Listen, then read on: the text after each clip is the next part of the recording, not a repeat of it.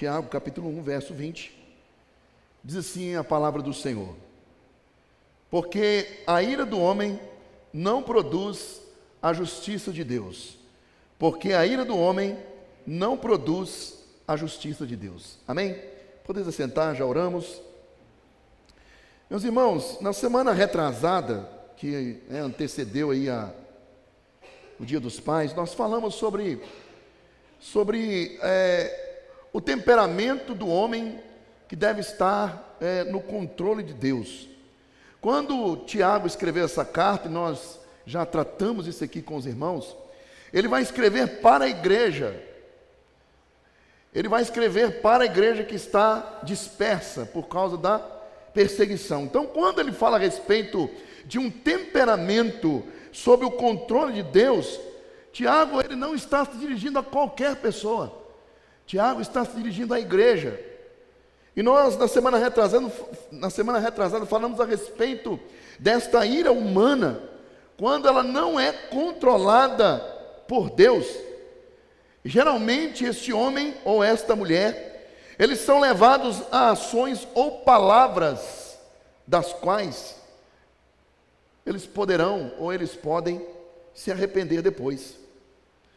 Comentamos também, informando e compartilhando com os irmãos, que Tiago, ao estar inspirado por Deus, escrevendo essa carta, ele nos exorta a exercer paciência. E essa paciência, quando nós controlamos a nossa paciência, nós conseguimos também obter bom êxito no controle emocional. Nós precisamos olhar para isso. Também falamos a respeito de que quando somos moldados por Deus, o nosso temperamento, ele deve ceder espaço à mansidão e à sabedoria, entendendo que a mansidão é um fruto do Espírito. Conversamos também na semana retrasada sobre a importância de, quando controlamos a ira, nesta prática, meus queridos, nós estamos refletindo maturidade espiritual. E quando fazemos isso, nós testemunhamos o caráter de Cristo. E falamos também, a exemplo disso, apontando a experiência de Moisés, um homem que, conforme registrado em Números no capítulo 12, verso 13, ele vai ganhar aí o título de um homem manso, mas que por causa de situações e experiência que o acometeram naquela época, Moisés se deixou dominar pela ira. Naquela experiência na região de Meribá, o povo murmurou novamente, falando a respeito da ausência de água. E Moisés, ele é tomado pela ira, porque se nós olharmos acerca do que Moisés passou com aquele povo no deserto, e mesmo passando o que passou, Moisés intercedeu 3 vezes por aquele povo. E aqui em Meribá, ali em Números no capítulo 20, na narrativa dos versículos 10 até o 12, após Moisés ter ferido a rocha, já aqui na segunda vez, Deus o sentencia a não entrar na terra prometida. E nós precisamos entender por que Moisés foi sentenciado dessa forma.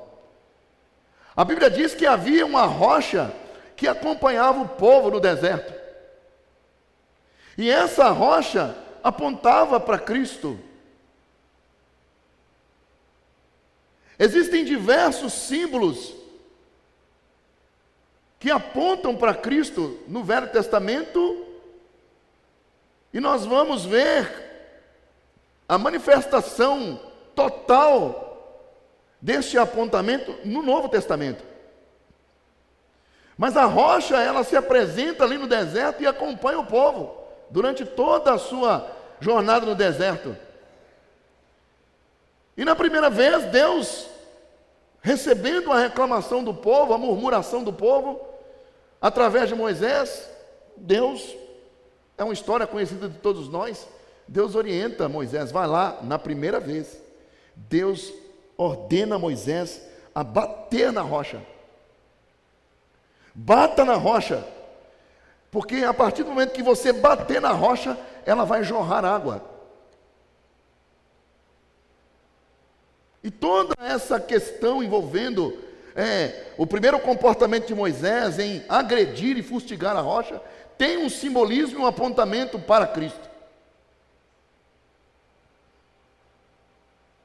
Primeiro, apontando que na primeira vez que Jesus Cristo veio, ele seria fustigado, crucificado, morto.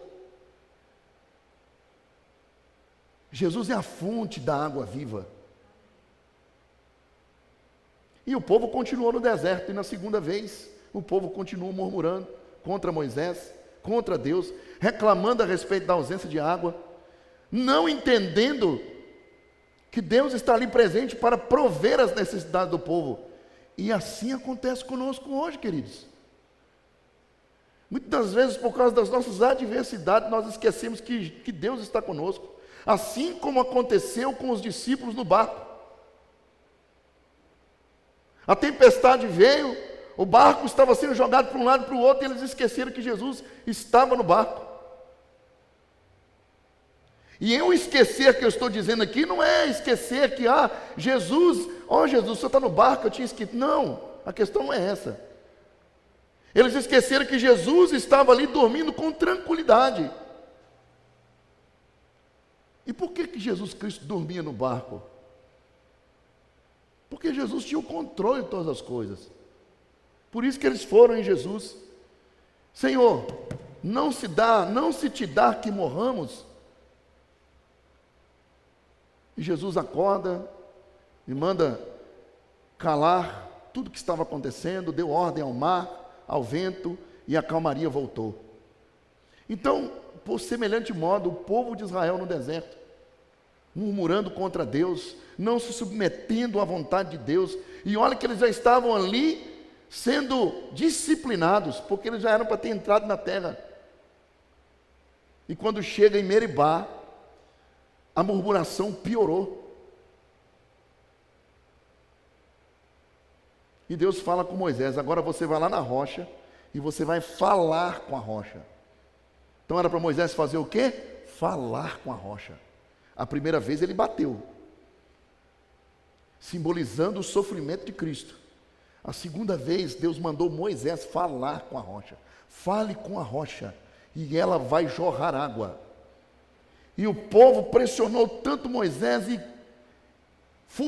incentivou, instigou a ira de Moisés, que Moisés, ao invés de falar com a rocha, ele bateu e agrediu a rocha pela segunda vez.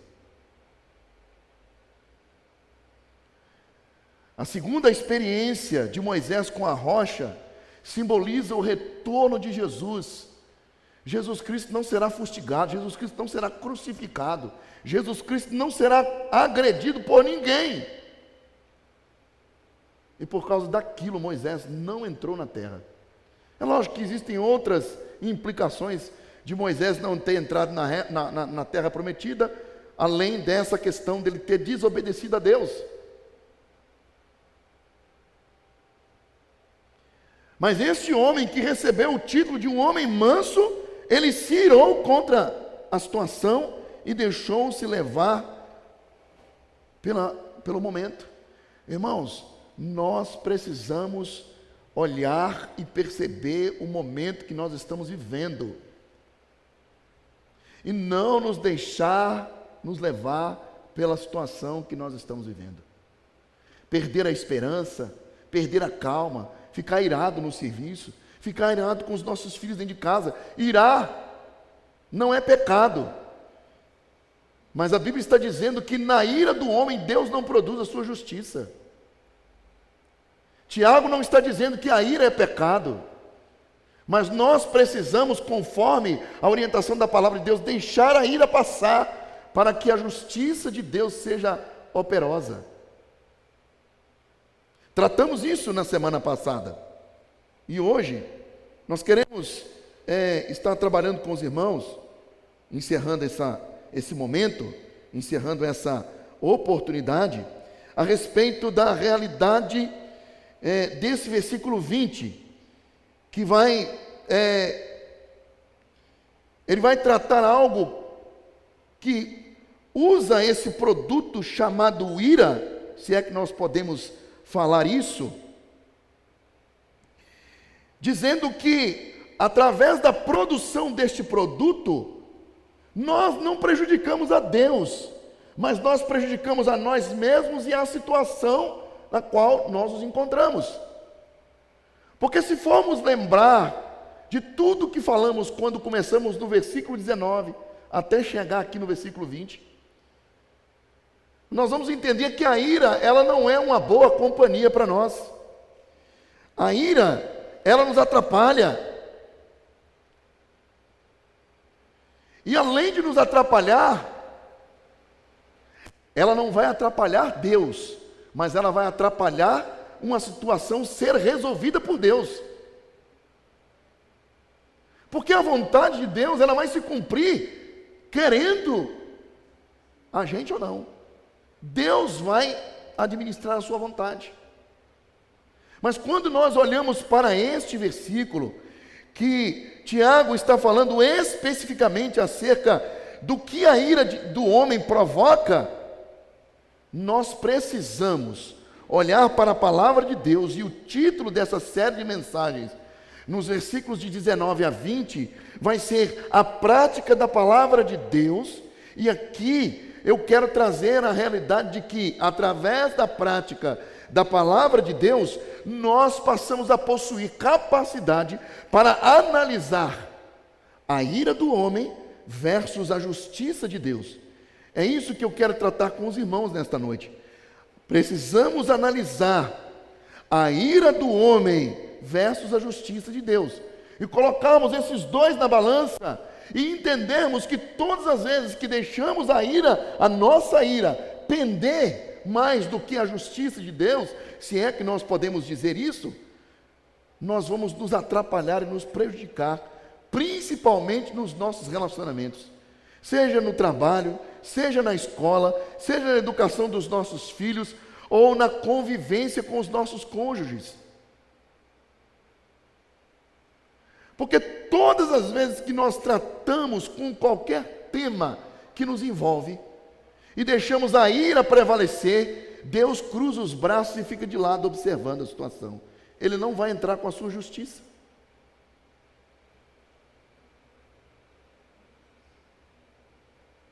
E aí a palavra de Deus, ela vai se tornando uma lente para que a gente possa olhar para essas experiências do passado e conseguir administrar o daqui para frente.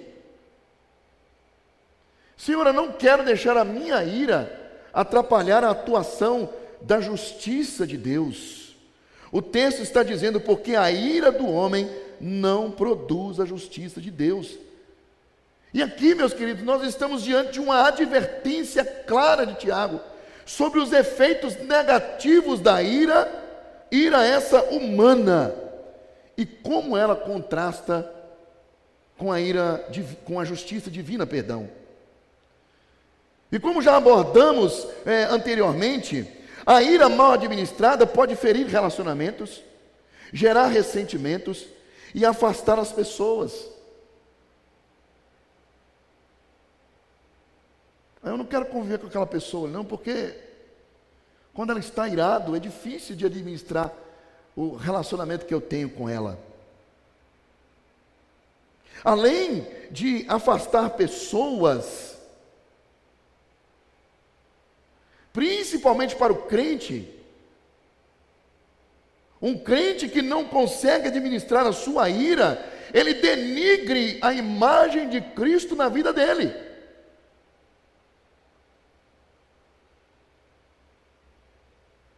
Na mensagem de ontem do pastor Cleilson lá na presbiteriana, ele vai falar acerca da maneira correta com que nós precisamos aprender a terminar uma oração. Nós falamos em nome de Jesus, amém, não é? Não é errado falar em nome de Jesus, amém. Mas como é que nós falamos esse em nome de Jesus, amém? Porque a Bíblia, ela não nos ensina a usar o nome de Jesus para pedir qualquer coisa para Deus.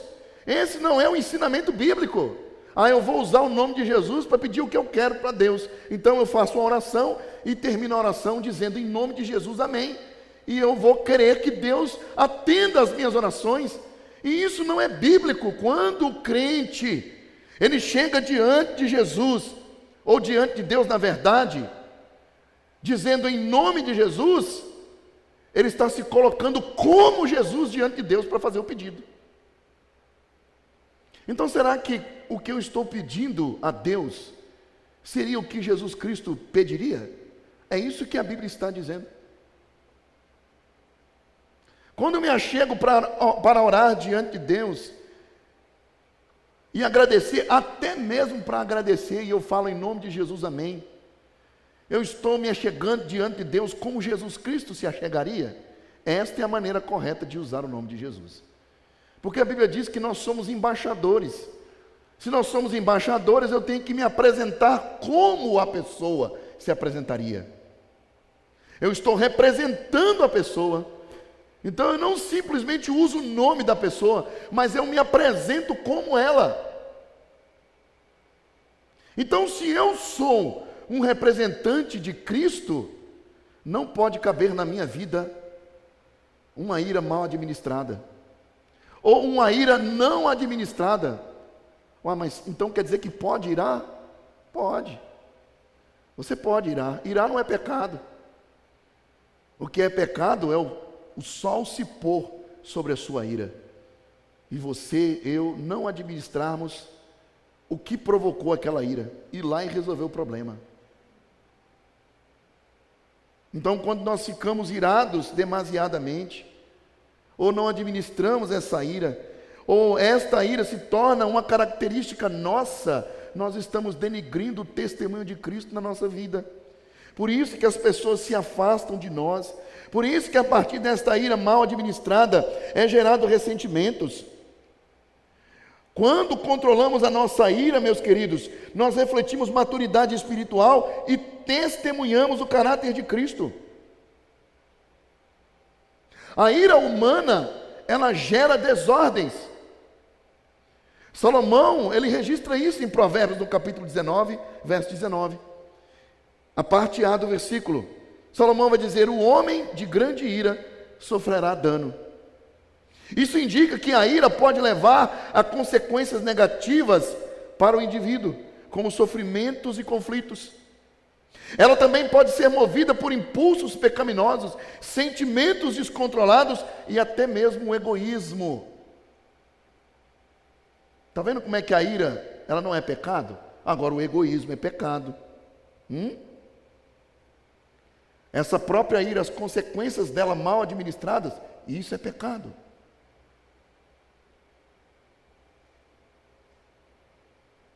Por isso nós precisamos olhar para as situações que nós vivenciamos com a lente clínica da palavra de Deus. A ira mal administrada, ela sempre é reativa, porque eu quero sempre devolver mais do que a pessoa me deu. Eu não sou uma pessoa que leva desaforo para casa. Se falou A, eu falo o vocabulário inteiro e quero ser o último a falar. Então a ira mal administrada, ela sempre será reativa.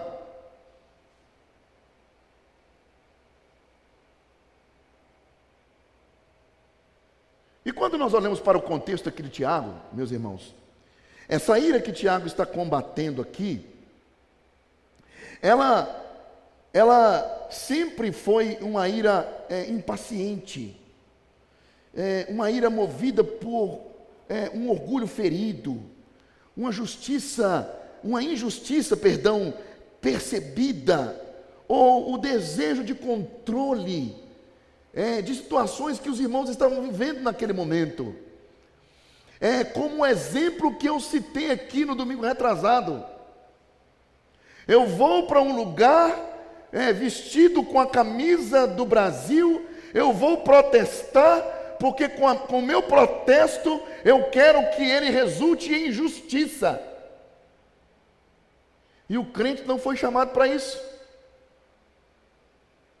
E a situação estava tão, como é que eu poderia dizer, ela estava tão crônica entre os irmãos daquela época, que a ira que eles estavam praticando, a ira não controlada, estava sendo usada contra irmãos dentro da comunidade, da igreja daquela época. Por isso que Tiago vai trazer parâmetros para aquele povo.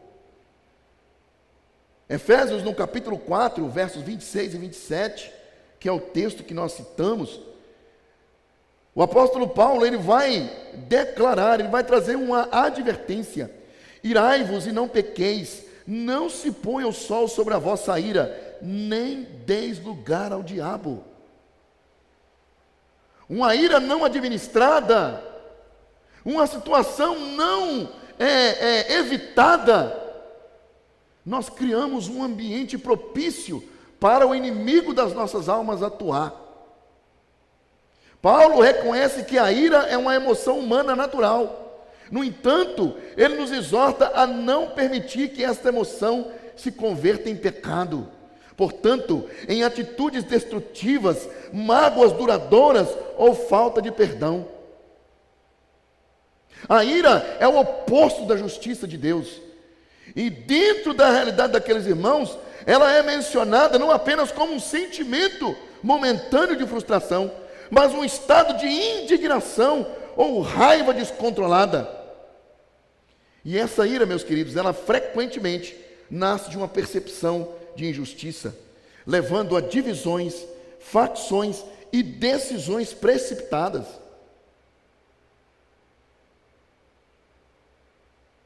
Uma ira administrada com consciência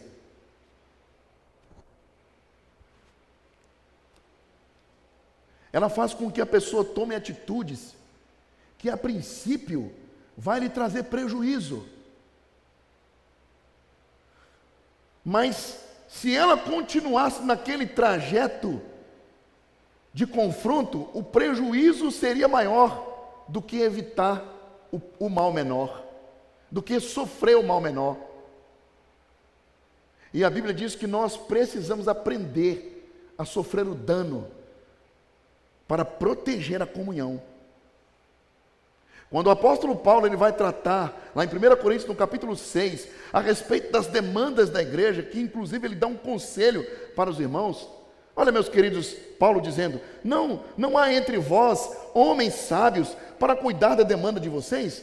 Por que vocês têm que procurar juiz iníquo? Ou seja, homens injustos, homens ímpios, que não entendem da nossa realidade. Será que não há entre vocês pessoas sábias, homens sábios, para resolver as demandas de vocês, ao ponto de vocês terem que procurar tribunal iníquo?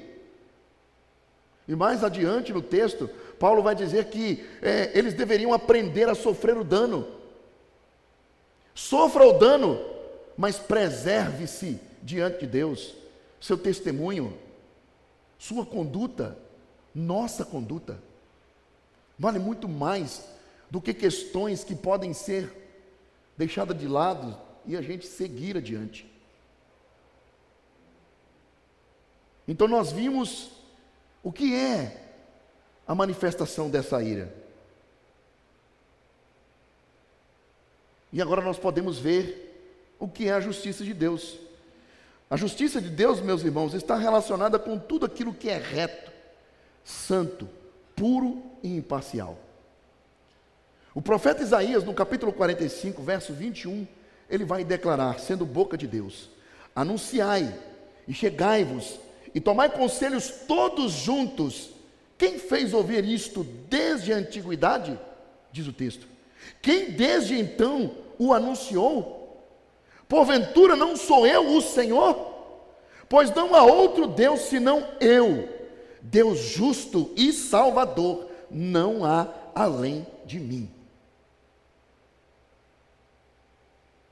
Queridos, esta é a justiça que vem de Deus.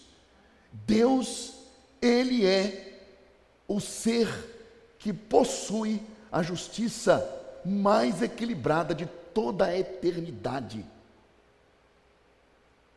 Vai muito mais do que o universo.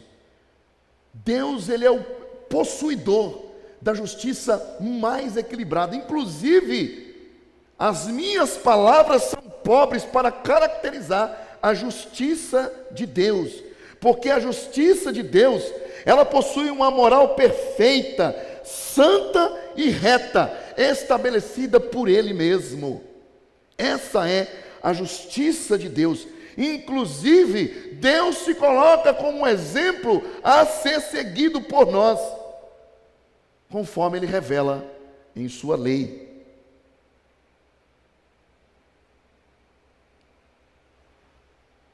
Mas o cumprimento da justiça de Deus, tendo o próprio Deus como exemplo, ela só pode ser cumprida de forma perfeita em Cristo Jesus. Por isso é necessário uma vida piedosa prática. Porque a piedade, ela busca refletir o caráter de Cristo e não justificar ações ou reações pecaminosas, oriundas de uma ira não controlada, de uma ira mal administrada. Porque em sua justiça, Deus, Ele age para corrigir o que está errado.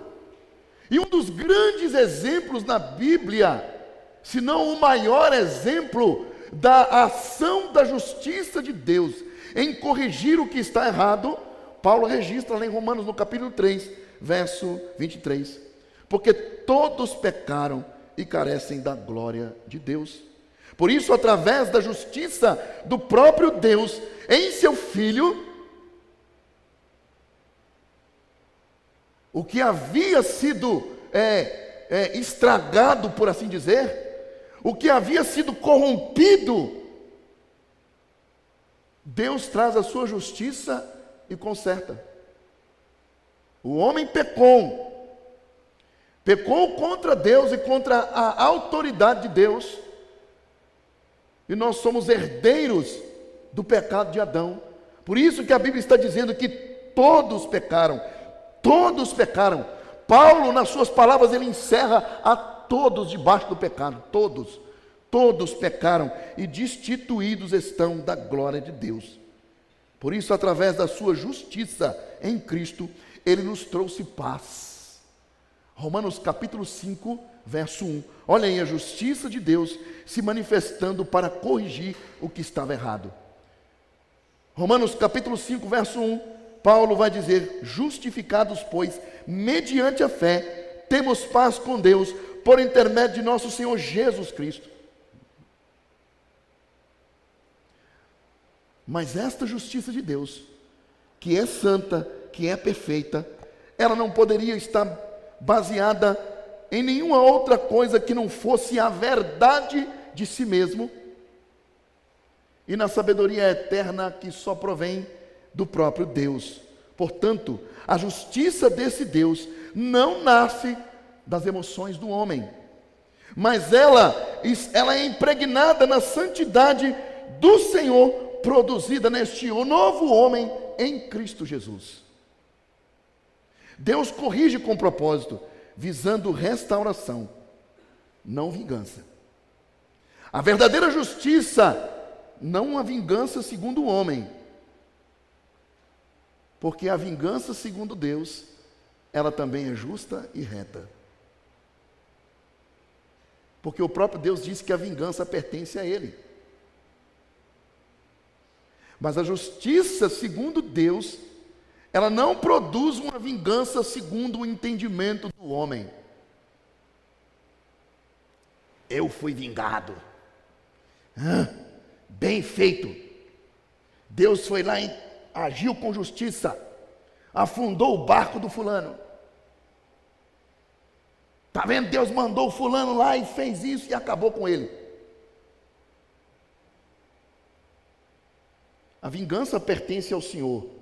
A execução do juízo pertence ao Senhor. E a vingança de Deus é justa e santa. Mas ela não produz no homem esse sentimento de ira facciosa e de desejo da destruição do outro por simplesmente destruir por causa do que o outro fez algo contra a gente. Porque Deus podia ter feito isso contra nós e não fez. Nós pecamos contra Ele. O reverendo Augusto Nicodemos diz que o homem deve tomar cuidado quando pede algo a Deus. Senhor, me dê aquilo outro, é meu direito. O nosso direito é que Deus abra um buraco no solo e nos mande para o inferno. Deus, em sua justiça, deveria mandar todos os homens para o inferno. Mas, no entanto, Ele enviou Jesus Cristo para pagar a pena dos pecados daqueles a quem Deus chamou, daqueles a quem Deus deu a Jesus Cristo. E o próprio Jesus, em João 17, vai dizer que todos aqueles a quem o Senhor me deu, eu não perdi nenhum.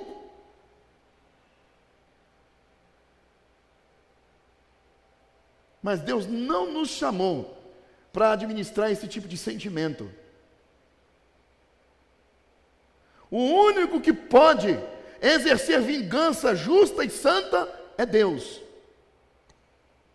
É Deus, Ele é o único que pode. Portanto, queridos, a justiça de Deus não nasce e nunca nascerá da emoção de um homem, mas da santidade do Senhor, produzida neste homem em Cristo Jesus. Deus corrige com propósito, visando restauração, e não vingança, como falamos. A verdadeira justiça busca o bem coletivo, não apenas a satisfação pessoal. Tiago capítulo 3, verso 18, e nós vamos ver isso adiante. O texto vai dizer: ora, é em paz que se semeia o fruto da justiça. O fruto da justiça aqui, meus queridos, significa uma declaração que contrasta com o texto que lemos, de Tiago 1:20. Pois enquanto na ira do homem não é produzida a justiça de Deus, a paz se semeia através do fruto da justiça de Deus.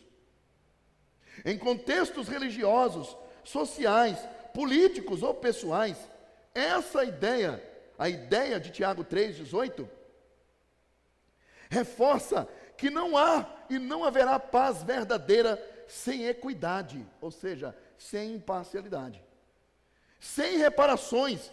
E o ato de reparar aqui não é simplesmente consertar o que está estragado, mas tem o mesmo sentido, mas no seguinte ato, no ato de remediar o dano causado por uma ação errada, indo além das simples palavras de arrependimento. Já viu quando o patrão peca e erra contra o seu empregado? O empregado não precisa esperar do patrão pedido de perdão. É raro um patrão chegar para o empregado e falar assim: eu errei, me perdoe.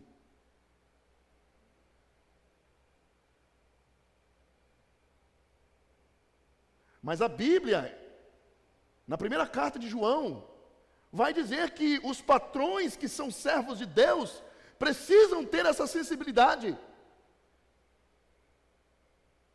de, ao cometer um erro, chegar para o seu empregado, sendo ele crente ou não, e pedir perdão pelo seu erro.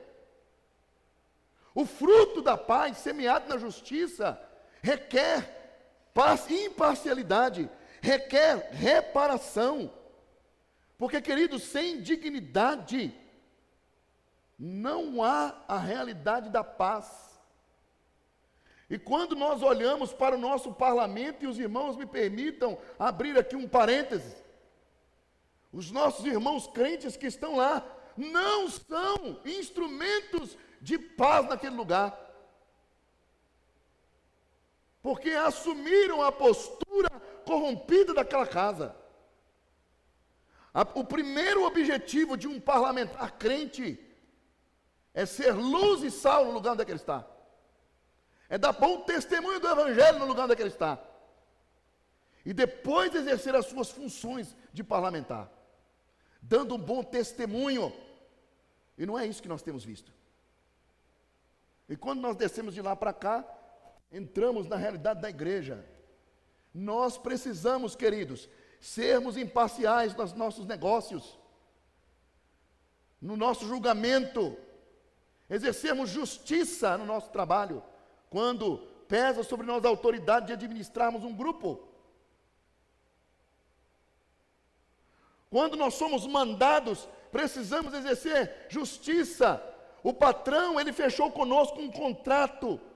Ele quer o serviço para que você receba o salário. Quantas e quantas vezes eu vi funcionários nas empresas que eu passei não entregar o produto pelo qual o patrão pagou e no final do mês achar ruim quando o salário atrasa.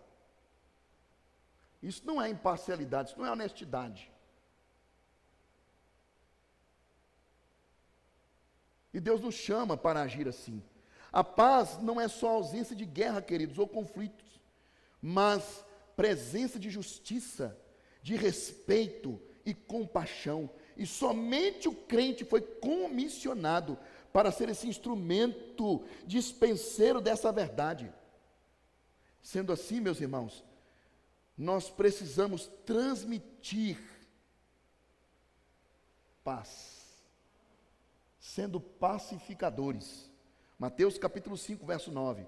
Bem-aventurado os pacificadores.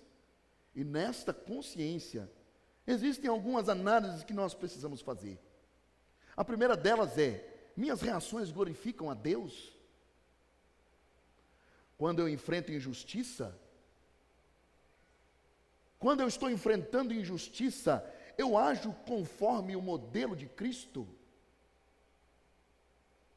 Em alguns momentos eu consigo ter a capacidade de compreender que naquele momento eu preciso sofrer o dano para preservar o meu testemunho diante de Deus e dos homens que estão à minha volta? Como têm sido as minhas reações? E concluindo, queridos, a palavra praticada, ela transforma. Quando nós praticamos a palavra, ela nos transforma. Esse aqui é o manual da nova criatura. Você nasceu de novo, nós nascemos de novo. Quando Jesus Cristo, ele conversa com Nicodemos, falando que é necessário nascer de novo, ele vai usar o termo grego, anotem, que é vindo do alto, uma nova criatura que não nasceu de novo, ele está nascendo da segunda vez, ou seja, a primeira vez ele nasceu da sua mãe, a segunda vez ele vai nascer do alto, uma nova criatura. Por isso esse é o manual do crente, o manual que demonstra como eu, por ser nova criatura, devo agir. Por isso a palavra praticada, ela transforma. Tiago não nos convida meramente a uma ortodoxia doutrinária, mas a uma prática piedosa. Eu não posso somente conhecer, mas eu preciso praticar. A fé verdadeira ouve, cala e domina-se, revelando maturidade espiritual. Meus queridos, o crente que tem uma vida piedosa prática, ele deixa que a palavra de Deus molde as suas emoções, suas palavras e atitudes. O crente nascido de novo, ele não mantém alianças com o mundo, como foi falado ontem, mas ele deixa que as suas relações sejam renovadas.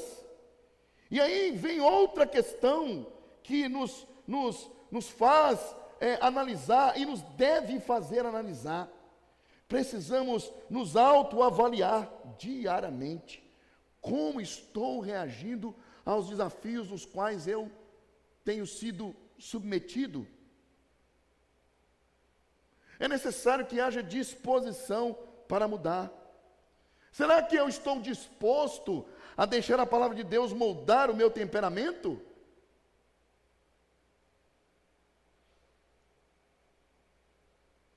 E essas questões que foram vistas anteriormente, elas devem ser uma prática constante. E uma delas é ouvir primeiro, ser tardio no falar, tardio no irar-se, porque na minha ira e na sua ira, Deus não entrará com a sua justiça.